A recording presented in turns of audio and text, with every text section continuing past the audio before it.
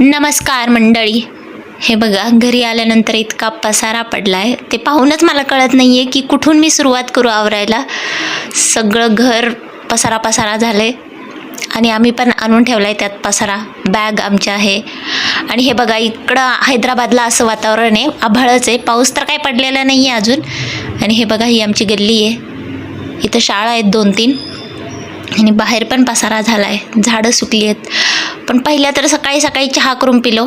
आम्ही उठलोच 10 वाजता, कारण की रात्री तर 2-3 वाजले होते यायला, त्यामुळं झोप पण झाली नाही, आराम पण झालेला नाही. आता 2 दिवस आराम करण्यात जातील. आज वटपौर्णिमा म्हणून साडी इस्त्री करून ठेवली मी पहिल्या, त्यासाठीच उठले मी खरं तर. आणि सगळी रेडी करून ठेवलं, सगळं जे जे मला घालायचं आहे ते. आणि पूजेचं सामान काय मी तिकडूनच आणलेलं होतं, ते पण रेडी केलं. आणि मी रेडी झाले. मग आता जायचं होतं वडाचं झाड शोधायला. एका ठिकाणी आहे, आम्हाला माहीत होतं, मागच्या वर्षी पण आम्ही तिथेच गेलेलो. मग म्हटलं चला आज पण तिथंच जाऊ.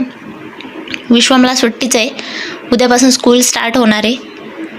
हां, मग आम्ही इथे आलो. बघा, हे वडाचं झाड, इथं मराठी लोकांनी येऊन पूजा केली आहे. मी तर दुपारी गेले होते, मग कोणी नव्हतं, एकच बाई होती फक्त तिथं. तिच्याशी थोडं बोलले मी आणि मग माझी पूजा करून घेतली. त्यांना मी विचारत होते तुम्ही कुठले आहे काय, पण मराठी लोक इकडं पण मराठी लोकांशी असं जास्त बोलत नाहीत. आपण विचारलं तेवढंच. मग मी पण जबरदस्तीने जास्त बोलले नाही, जे बोलले ते मीच बोलले, ती फक्त हां हूँ करत होती. म्हटलं ठीक आहे, जाऊ दे, आपण आपली पूजा करू आणि जाऊ. इथे हे रेल्वे कॉलनी आहे आणि तिथं हे वडाचं झाड आहे मोठं. हे बघा किती मोठं झाड आहे आणि आम्हाला जवळच आहे, तसं पायी नाही येऊ शकत, गाडीवरच यावं लागलं. 10-15 मिनटं लागली. मग मी माझी पूजा करून घेतली आहे.